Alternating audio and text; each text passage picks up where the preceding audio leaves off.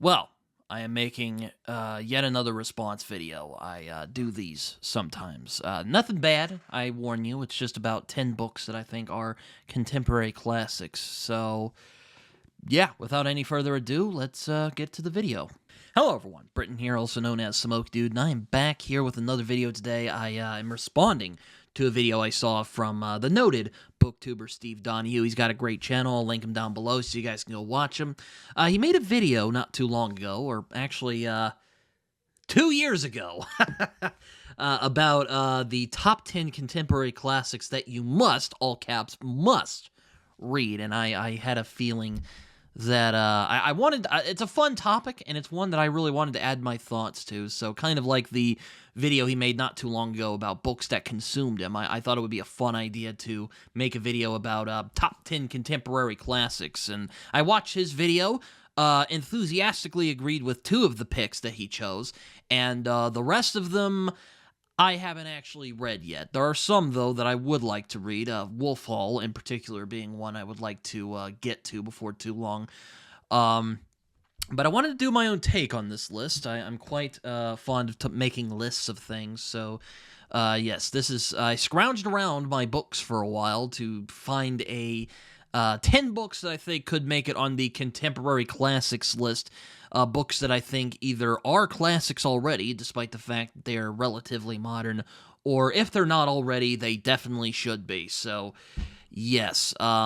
Before I get into this, I should just lay down a few ground rules. Well, really just one. I really wanted to cover books that were at least 10 to 15 years old. I only made one exception to that rule, but you'll see it as it moves along.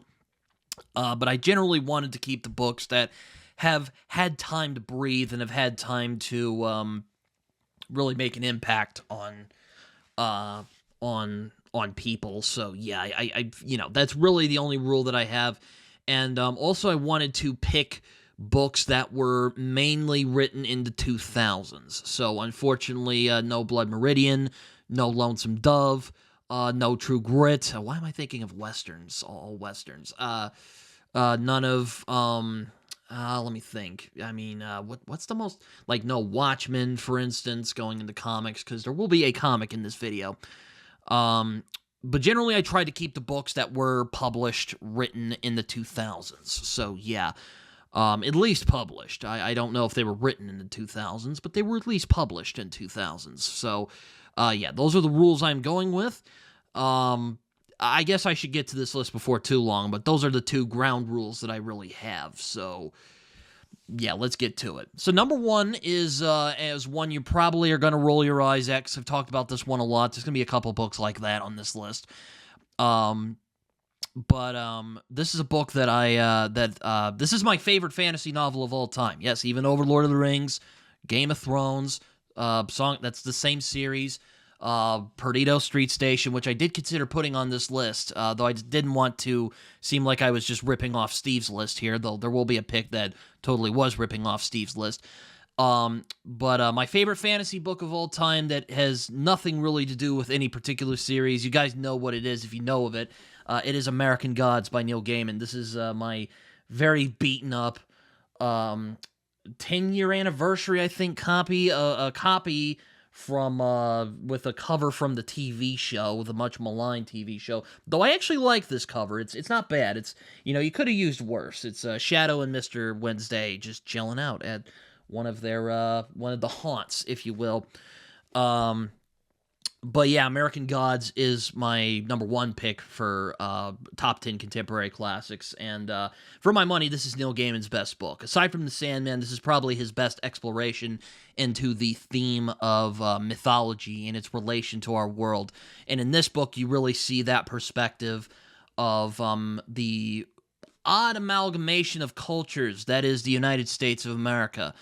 It really deals with themes of faith. It deals with themes of mythology as relating to people, but also as a relation to culture. And it also has some of the most insightful things I have ever read about faith from anybody. And I know Neil Gaiman is not everybody's favorite person right now because of certain allegations. But I still think that American Gods is a masterful achievement in fantastic literature, and I do think, and it is my favorite fantasy novel of all time. I mean, just pick this book up, and if you are not sold by the first chapter, and are just not swept away into the narrative, I really don't know what else to say. But I do think this book will be a classic, and hopefully will outlive the now damaged reputation of its author. I do think American Gods is the best. I already said this, but I do think it is the best exploration of themes that Neil Gaiman is quite obsessed with, such as collective dreams and mythology and faith. Not really religion. It doesn't really talk about religion, though you can apply it to religion, if you will.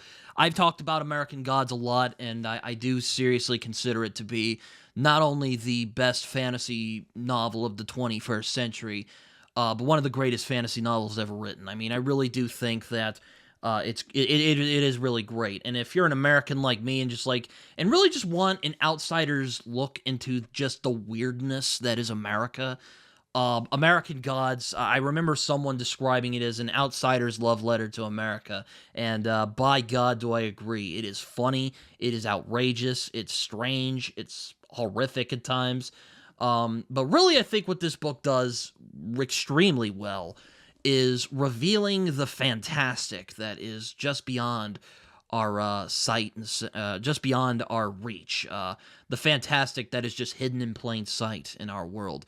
Rather it be gods just frolicking around, finding every sort of belief, every scrap of belief that they can that they can take, and but also just them enjoying America and seeing all the weird stuff that is a part of America as well. Just the weird locations that Neil Gaiman talks about in this book, which a lot of them are real. A lot of them are real locations. I sadly have not gone to any of these places.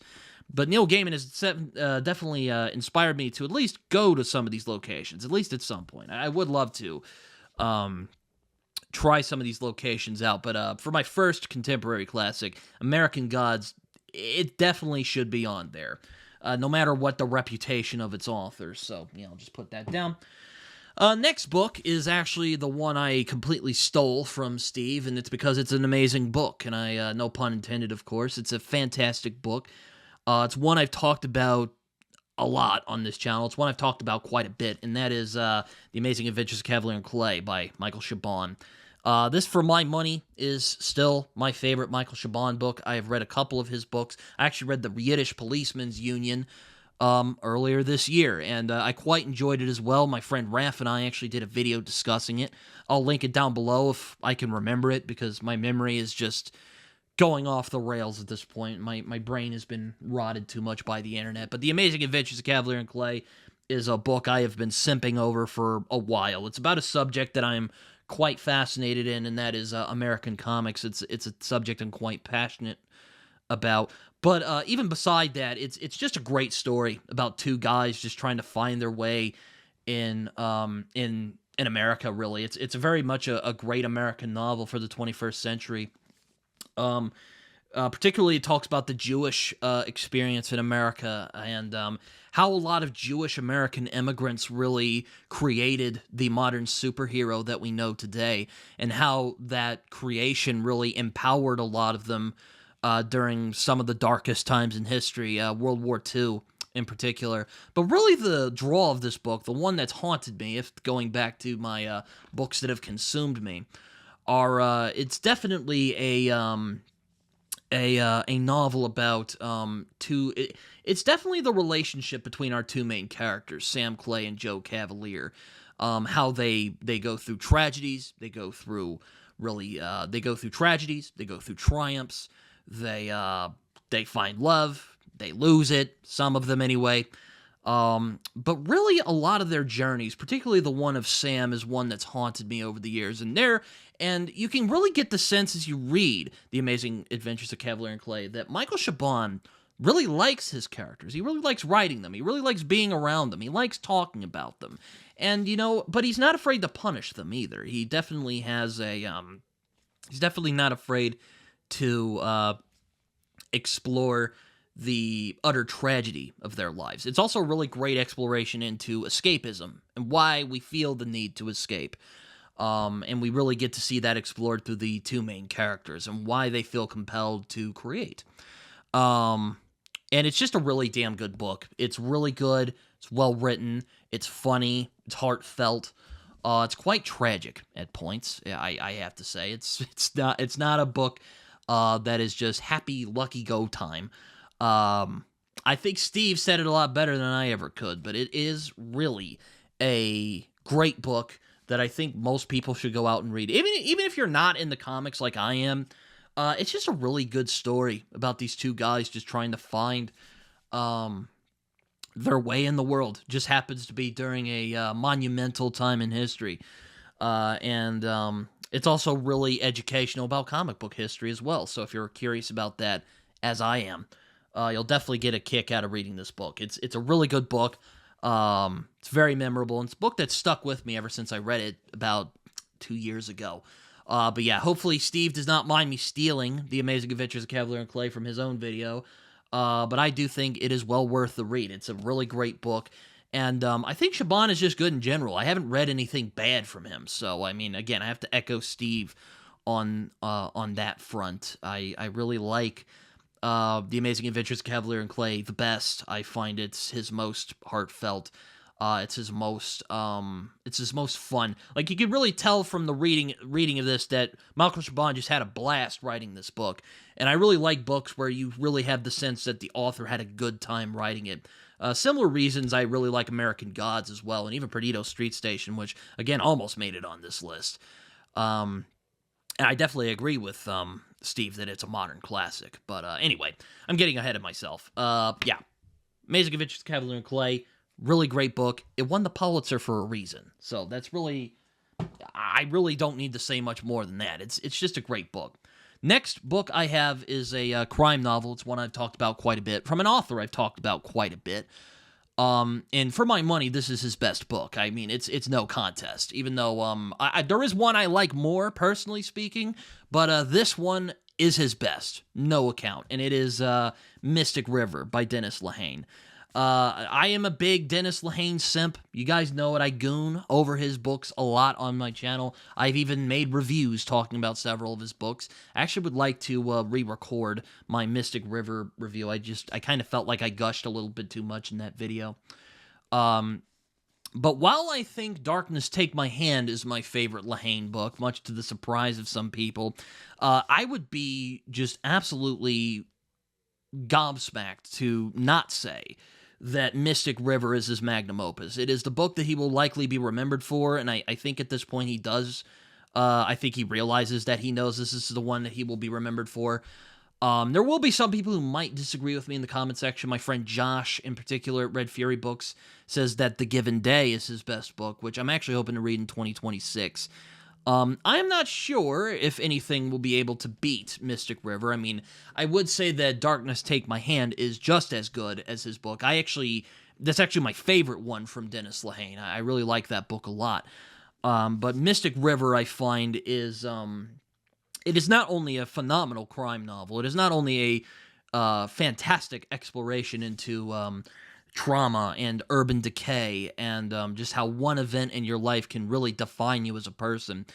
To really call it crime fiction is quite faint. It is a Shakespearean tragedy in form of a crime novel. And I remember watching the Quilluminati actually talk about this very thing, which I found very edifying, as someone who has been shouting from the rooftops about how I find that Mystic River is not just a great crime novel, but it is a Shakespearean tragedy in the modern day. Dennis Lehane writes with a grace that would make even seasoned masters of literary fiction seethe with envy. I mean, it is a great mystery, but ultimately the mystery is not the point of this book. The point of this book are our three main characters as they traverse through a world of trauma and inequality and well, just outright evil. There is a trick in this book that Lehane does where he reveals a character's nature very, very early on, tricks you into empathizing with him, and then ultimately shows that, oh no, this is who this character always was. I won't say who it was, but if you've read Mystic River, then you probably know who I'm talking about.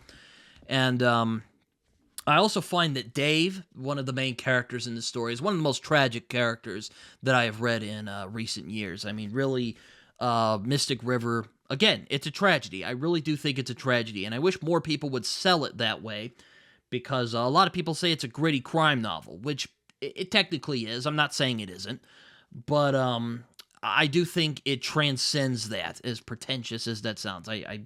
I'm swallowing the vomit just saying that, but I do really think that Lehane transcends the crime genre with this book, and this is his best book. And if this isn't a classic already, by God, it should be. But I do think it is, especially with the movie that came out in 2004. That's actually a pretty good adaptation of the novel. I remember me and my friend Jason were kind of discussing it, and I was just kind of baffled why he didn't really take to the movie so much, because as far as I know, it's a pretty good adaptation of this book. But I guess it's the difference between literature and film, and he kind of made that same point. So, yeah, what can I say? So, Mystic River is my number 3 pick for contemporary classics. My number 4 is the one where I cheated. This actually came out in 2019, so about 6 or 7 years ago. I can't quite math right on that. I'm a bit tired. I've had a long day. But this book is one I have also talked about a lot. It's another fantasy book. It's one that I will not shut up about until more people read it, because I do really think it is, alongside such books as The Lies of Locke Lamora and Perdido Street Station and American Gods, as one of the great fantasy novels of the 21st century. You probably know what it is. It is Black Leopard, Red Wolf by Marlon James, which is the first of a trilogy. But you don't have to read the entire trilogy, even though I recommend you read the entire trilogy, even though the entire trilogy hasn't actually come out yet. There's only 2 books. The other one is called Moonwitch Spider King, which I also recommend. You don't have to read Moonwitch Spider King. You don't have to read these in chronological order because of the way that it's structured. But I do think that Black Leopard, Red Wolf is a revelation of fantasy literature. It is much like how I felt when I read Perdido Street Station all those years ago. I remember feeling that I was getting a look in a tilting of the mirror, if you a tilting of a window, if you will, a tilting of perspective. That's a good word for it, of what fantastic literature could be. I mean, Marlon James combines a hallucinatory atmosphere, the fluidity of African oral storytelling techniques, and the tried and true tropes of epic fantasy and sword and sorcery in particular. I find this is more of an epic sword and sorcery novel than it is an epic fantasy. I actually think that Moonwitch Spider King is more of the epic fantasy, more of the traditional epic fantasy anyway. I've talked about this book a lot, so again, I'll just keep this to a minimum. But Black Leopard, Red Wolf, I think, is a novel that hasn't quite found its audience yet, and that's quite a shame, because both books came out to relatively acclaim, what's the word I'm looking for? Anticipation, that's the word I'm looking for. And it's won a good amount of awards. It has gotten a lot of positive buzz. There have been people who've written about it. There are even some YouTubers who made some videos about it. That's how I figured out about it. But the fact that modern YouTube or BookTube has not really stumbled upon this book, I really am just flabbergasted. I mean, like I said in one of my previous videos, the Malazan fans would just eat this book up, because this book is at once a feverishly intense take on the epic fantasy genre, and also a meticulously constructed puzzle that would drive any fan of Book of the New Sun or Malazan mad with obsession. I mean, this book is vicious and crude and visual, very visual, sensual, and I don't mean just sexual, even though it is that. I mean, this book really attracts the senses, and it's a high I've been chasing ever since then. And it's quite interesting reading this in Moonwitch Spider King as well, because I find Moonwitch Spider King goes for a much more colder style. But this one is very intense, and definitely one that you will have to read more than once. I've read this multiple times, and I have Sherpa'd people through it, so if anyone wants me to Sherpa through you guys through this book, feel free. I'm totally for that. But yes, this book is great. Again, I am kind of pulling, I am kind of moving the goalpost, as Steve likes to say. I am kind of cheating here, but this book I do think should be considered a classic, and hopefully, cross my fingers, it will be, and it should be a classic of epic fantasy. The next book I have is actually not a book; it is a comic.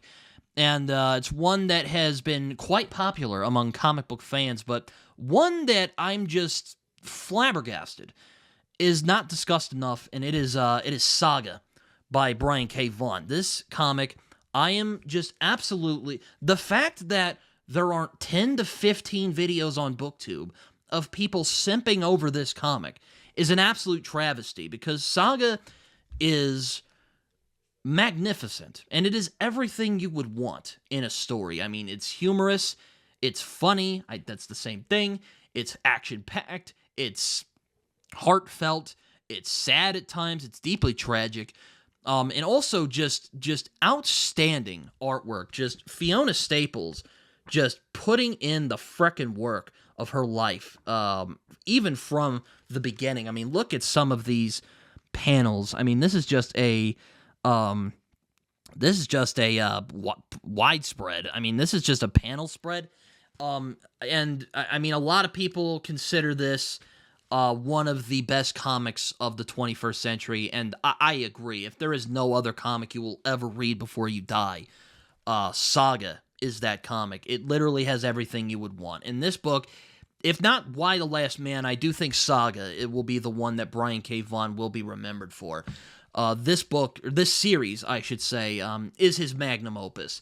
Though there is kind of a caveat, this is still going, it hasn't actually ended yet, but just this, from this all the way to the 9th volume, which is basically the first arc, is not enough to make this into a classic.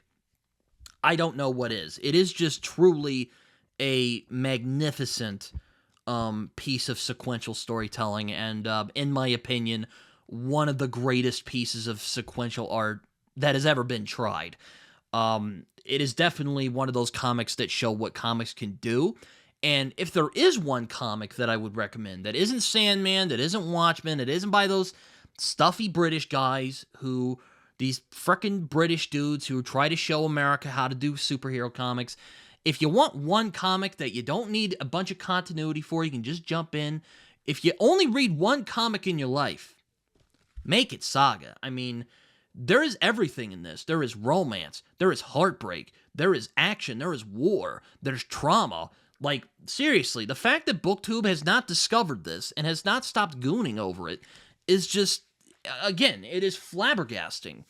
It is long, but there is an omnibus that is out for it that has basically the first 50 issues. You can just go grab that if you want, if you don't want to just track down all the single trades like I have over the years.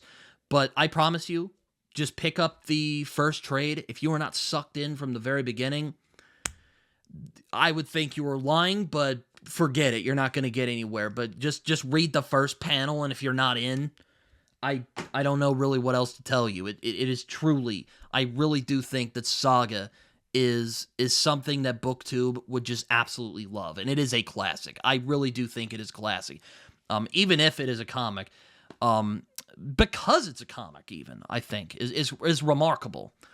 But, I mean, you know, a bunch of people like it. Lin-Manuel Miranda loves it. Warren Ellis really likes it. Alan Moore, cranky bastard that he is, it's his birthday, by the way, as I'm recording this, but cranky guy that he is, loves it. Or at least he blurbed it quite positively. I mean, it's remarkably well done, and it is sadly the only comic that is on here. I mean, maybe I should make a top 10 contemporary comics list. That would be fun. But anyway, my pick for number 5 is Saga, because it really is the real deal. It is just outstanding piece of sequential art, and it really solidifies Brian K. Vaughan as easily the greatest comic book writer of his generation. No doubt. Continuing on with the fantasy theme, I think this is actually my last fantasy novel on this list because I didn't want it to just be fantasy.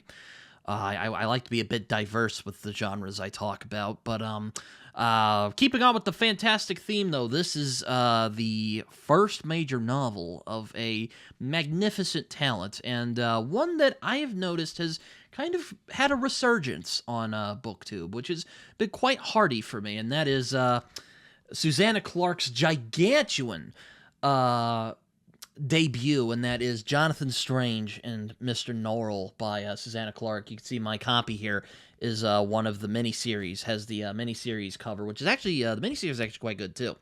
Very good adaptation of the book. Really great performances from Eddie Marsan and I think it's either Marsden or Marsan. Someone can remind me in the comments. And Bertie Carvel, who I really grew to pay attention to. He really stole the show, no pun intended, in the miniseries. But anyway, Jonathan Strange and Mr. Norrell. I know a lot of people might get mad and go, "You coward! Why not Piranesi?" Well, I already made one exception to this list. I'm not making another one. And I don't know if Piranesi has quite lived long enough to can constitute its status as a classic, even though I thought it was a magnificent novel on its own. Don't get me wrong. I think it could be a classic. It definitely could be, but I don't know if it's lived long enough to be a classic yet. And you could say that it's the same thing with Black Leopard Red Wolf, but whatever. It's my list. But I do think Strange and Norrell is a classic, and it does fit into the list that I have created here, as it was written back in 2004, I think. Let me find it. Well, this copy was published in 2014, which is just real helpful, BBC. Thank you. I appreciate that a lot. Fucking books. Anyway, Jonathan Strange and Mr. Norrell, I know it's big. It's a thick boy. And I remember reading this last year, and my parents would walk in and see me reading it and going like, "Oh man, how far are you into it?" And I would tell them. But don't let it intimidate you off. I promise you will be swept in by the magnificent, epic, sprawling, often frustrating journey of these two egotistical, somewhat snobbish. Well, Norrell is more snobbish than Strange. Strange is a bit more open-minded. But these two just rich guys who have nothing really better to do but do magic, and they're quite passionate about it. This quite simple setup really unleashes a wave of consequences that the both of them wouldn't have anticipated. It is sharply written, really well paced, despite how long it is, and even the parts that I thought were a bit slow, particularly the war section, which is kind of ironic because you'd think the war sections would be the most fast paced parts of it. But the drama of these two men's lives and the just discussions they have about magic and the exploration of man's ever expanding quest for knowledge is really not been topped here. And the more I think about it, I can't really make up my mind on if Strange and Norrell or if Piranesi is the better book. But as I think more about it, I find it's actually Strange and Norrell that is stuck in my mind the most. It is not only one of the finest novels of the 21st century, it's one of the best fantasy novels of the 21st century as well. As Neil Gaiman quite fittingly put it, unquestionably the finest English novel of the fantastic written in the last 70 years. And I do not disagree with that. Strange and Norrell is sad, it's funny, I won't say it's action-packed. A lot of it is based on intrigue and dialogue. There's a lot of sniping, there's a lot of fights, there's egos involved. And Strange and Norrell are just so charming as characters, even though Norrell is a huge pain in the ass. They're so charming as characters that it's really hard to pull away once you're kind of sucked into the book. And yes, it is very meticulously paced, but oh boy, let me tell you, you will be swept away. I do know some people who don't like this book, which to them I say their loss. I really do think that Jonathan Strange and Mr. Norrell, if it's not a classic already, which it kind of is, but if it isn't already, definitely should be. Strange and Norrell, outstanding book. and really, in my mind, one of the great novels of the 21st century, and one that I think earns the status of a contemporary classic. So, yeah, last fantasy novel on this list anyway. Number seven, number seven. Yeah, number seven is or is it number eight? I don't know. Number seven, whatever. My next pick is a novel from one of my favorite authors. And again, you might roll your eyes at this. Just do it now. Just get it out of the way. Get it out of your system. Probably feels good when you do it. But yes, before you guys think I'm going to talk about the book that you think I'm going to be talking about, I actually think that this one, even though I have a soft spot for that particular book, I actually think this one is much better constructed. That is No Country for Old Men by Cormac McCarthy. Yeah, I won't really say too much about this book that hasn't already been said. This book and its film adaptation have been overanalyzed to death on YouTube, so I won't really say what hasn't already been said. But what I will say about this book is I do think No Country is Cormac's most disciplined and tightly wound story that he has ever done. It's definitely him at his most accessible. It's why I always recommend people read this one first, even over the road. I find that this book is much better constructed, much more tightly plotted than The Road. And I do think The Road is a phenomenal book, and it's definitely one that I've recommended. It's one I have a deep amount of affection for, considering it was my first McCarthy. But I do think that No Country is a much stronger exploration into a lot of McCarthy's obsessions about evil and chaos and existence and how do we put up with evil. It's also just a damn good crime novel. Aside from Mystic River, this might be one of the best crime novels of the 21st century. It really is. It's everything you want in a crime novel.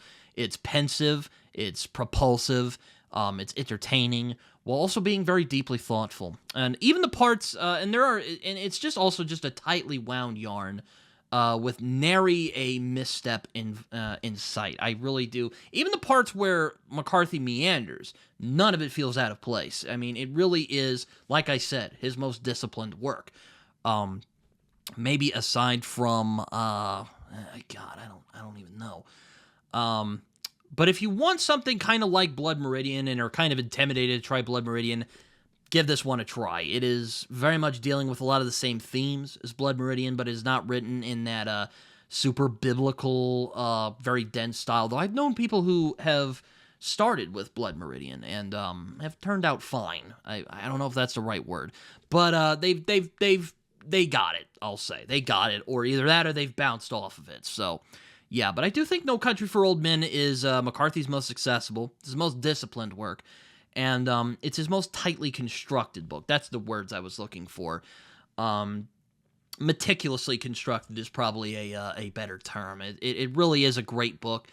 And I do think that Ed Tom Bell is one of the more tragic characters in American fiction, as he just is forced to watch as a world that he thought he knew plunge further and further into chaos, and also grapple with the unsettling realization that perhaps the world was always this chaotic and violent. Though I do think, believe it or not, I actually think the scene where he talks with his Uncle Ellis is actually better done in the movie, believe it or not. I think that the lines in those movies are far more poignant. At least for me it was.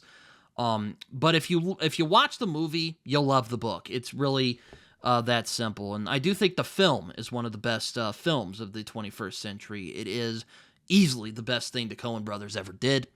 I don't think they're going to top it. I know a lot of people love Fargo. I know a lot of people love Raising Arizona. I love both those films too. But I just think in terms of the style, the radical alteration of the Coen style, but also how well they complement McCarthy's philosophy and worldview is uncanny. Magnificent book and magnificent film too. I'm not really talking about films, I'm talking about books, but the book is very magnificent too.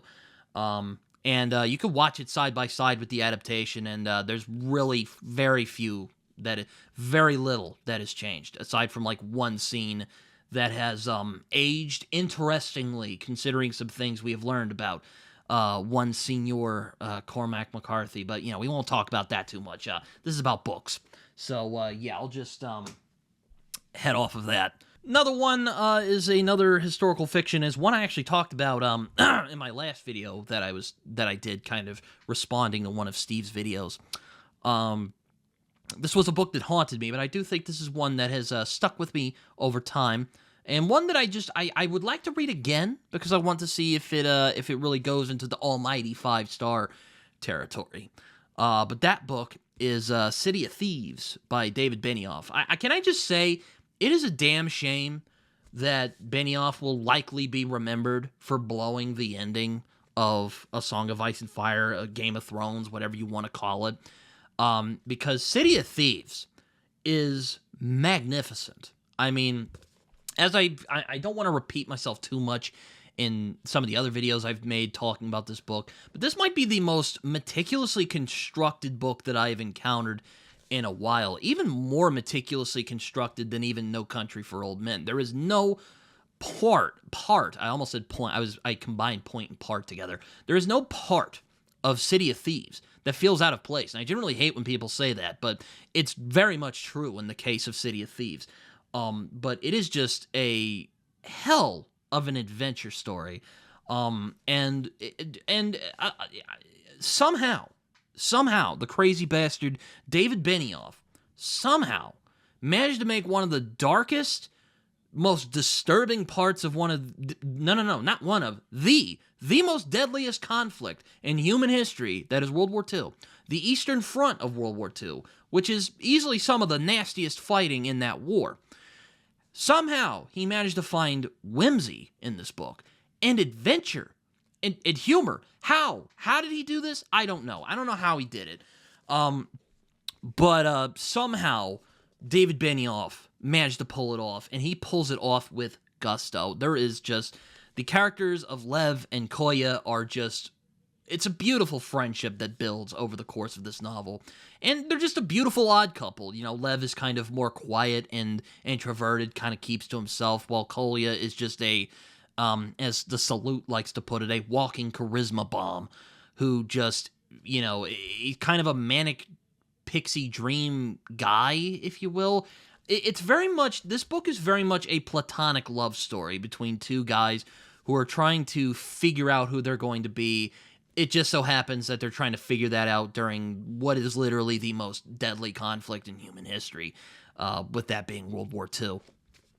But City of Thieves is a book that deserves to be a classic. If it hasn't been a classic already, I hope more people will pick up City of Thieves, because I picked this up after hearing about it and thinking, that actually sounds really good. I want to see what this is all about.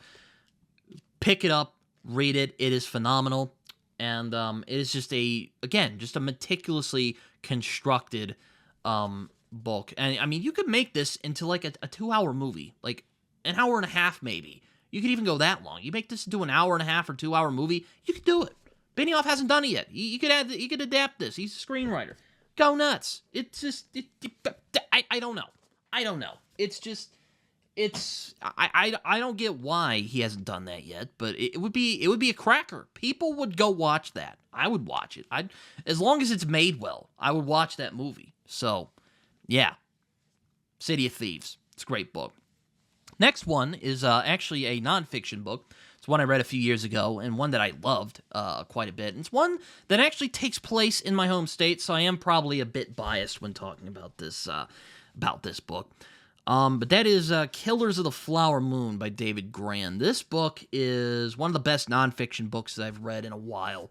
That and Coltrane, The Story of a Sound by Ben Ratliff, which I thought about adding to this list, but I didn't think it was popular enough to be considered a classic, as sad as I am to say that. Though it should be. It's a fantastic book on its own right. But Killers of the Flower Moon is really good. It's a true crime story, but it's also a history of the Osage people as they kind of struck gold, if you will, or in this case, struck oil, and became some of the richest people in America. But of course, those disgusting white guys decided they wanted a piece of the pie, and of course abused the hell out of all sorts of legal loopholes, which caused them to become guardians to the Native American people. And once they got impatient with, trying to get the money and just being overlooking the Native American people, started murdering them. Yep, just quite nice. It's not really a spoiler if you know the real story. I didn't really know about the story until the movie came out, which is a pretty solid adaptation of the book. Though I think the book is a lot better because I actually wish that the movie followed the book a little more, because I actually felt that the character of Thomas White, who I say character, he was a real person, but I actually thought the story of Thomas White, the famous Texas Ranger turned FBI agent who ended up taking down this entire conspiracy, I actually thought he was a very compelling character, probably the most compelling character in this story. Unfortunately, Scorsese is quite fascinated with the outlaw, if you will, so he followed it from the perspective of the perpetrators. But this book is really well done, well written. It's almost paced like a novel, and it's written like a novel at points, and it's just really well done, informative, entertaining, quite tragic, and sometimes quite maddening, because, you're just frustrated that people weren't paying attention to what was going on, and ultimately sad by the end of this book, is the lives of so many people were destroyed over a measly $1 million. Funnily enough, I am paraphrasing the ending of Fargo, the Coen brothers film, as I was just mentioning it earlier. But Killers of the Flower Moon is, I think, a phenomenal book. It was one of my favorite books of 2023, and this book should be a classic if it isn't already, and I do think this book will become a classic of the true crime genre, because it really is that well done. And again, I am an Oklahoma resident, and even though this book doesn't really make Oklahoma look very good, I am still a bit partial to it, because, I'm an Oklahoman. I like any book that represents our side of the pond, if you will. That doesn't really make a lot of sense, but hopefully you guys know what I mean. But yes, Killers of the Flower Moon is a fantastic book, and I really don't know what else to say, so I'll just put it down. And the movie's quite good too. I mean, though I had issues with it, but we're talking about books, not talking about movies. So the last book I have here is one that might cause some raised eyebrows, but bear with me. It is actually another crime novel. It is one. It's actually a debut of one of who I think is one of the best crime writers working today. Both of the books I have read from her are magnificent, but this one, I think, edges out the one that is more popular, and that is Sharp Objects by Gillian Flynn. This book is I already did a review of it, so I can't really say much more than what I've already said. But this book, even though I know Gone Girl gets a lot of the attention, and for good reason, it is a fantastic book in its own right. But I think Sharp Objects just resonated more with me. It's a book about trauma and violence and the cyclical nature of both of those things, and how the violence of the past haunts the violence of now, basically, if that makes sense. And the way that Gillian Flynn talks about trauma in this book really resonated with me, because there's no sugarcoating, there's no attempts to be poetic about it. Really, if I could describe this book, it is kind of like if Dennis Lehane had managed to write a book from the female perspective and done it very, very well. I know that the one book he did write from the female perspective was rather panned by a lot of his longtime readers. I haven't read the book myself, and I'm not sure if I really want to. Maybe I'll be a contrarian there, but I don't know. I generally, if enough people say it's not good, then I generally believe them. But Sharp Objects, though, is just... It is like Mystic River in the sense that it deals with trauma in a very raw manner. It deals with it in a very undignified... Well, maybe not undignified. That's the wrong word. In a very raw, intense, very unapologetic manner. And someone who has been through some stuff, it's quite nice to see someone just level down and go, this is how it is. It's not sexy. It's not poetic. There's no deeper meaning to it all. It just fucking happens. And it sucks. And the people who are trapped in the hell that is trauma is extremely painful. And, my compassion for the main character of this book really eludes description. I mean, I do think that Camille Preaker, that's her name, is really just a sad, tragic character, right up there with Dave from Mystic River. I really find this would be a really good double feature, if you will, with Mystic River. They touch upon a lot of the same themes, just gender flipped. Mystic River talks a lot about masculinity, while Sharp Objects talks a lot about femininity. I'm just going in circles now, but this book is remarkably assured for a debut, and this is one that resonated a lot with me, even more than Gone Girl. And I you could make the argument that Gone Girl is more efficiently constructed. I could grant you that, but just in terms of emotional resonance and like thought provokingness, this book takes the cake for me. I remember reading this after reading Gone Girl. My aunt actually turned me on to Gone Girl when the movie came out. She really liked it, and I ended up reading it. I really enjoyed it myself. But again, I think Sharp Objects is just better overall. I think it's a magnificent piece of literature. And I think Gone Girl will be the one that will be the classic, and I do think it deserves it. I do think its commentary about media and perception will probably hold weight, especially as social media takes over. But I don't want people to forget about Sharp Objects. It's more personal. It's more raw. It's more penetrating in its themes. And I felt the characters were even stronger than even Nick and Amy Dunn were. In terms of modern-day crime thrillers, I really don't think you can go wrong with Gillian Flynn's Sharp Objects. It's just, I don't want to say it's a wonderful book. It's quite sad and depressing. But it is a magnificent, magnificent piece of crime literature. Crime literature, I say. It's not just a thriller. With just really, really, really magnificent prose and storytelling from Gillian Flynn. And again, that really raw, unapologetic manner that she looks at things, I appreciate. And she doesn't beat around the bush around it. So, anyway, I'm getting ahead of myself. So, yeah. Sharp Objects should not be forgotten. I know a lot of people love Gone Girl, and it is a great book, but I think Sharp Objects should be remembered. The miniseries is really good, too. Everyone should go read it, or go watch it. It's great. It's fantastic. I mean, really, not much else to say about it. So, yeah. Give it a look. So, yeah, that's really it in terms of all the top 10 contemporary classics that I have. Do any of you agree? Do any of you disagree? Let me know down in the comments below. Maybe you could share this with Steve. I would be quite amused to see him actually do a video responding to this and critiquing my picks. I think it would be a lot of fun to see. So many of you who might be friends with Steve, go poke him. I think it would be really entertaining to see him explain his thoughts on what he thinks about the picks that I've chosen here. I'm sure there will be some that he agrees with, and I'm sure there will be some that he does not. So, aren't it always? But anyway, hope you all enjoyed this video. I've been going on long enough. As always, like, comment, subscribe. If you have social media, you can follow me on Twitter. You can also find me on Goodreads and Letterboxd, where I write reviews that are probably more coherent than the one you just heard right now.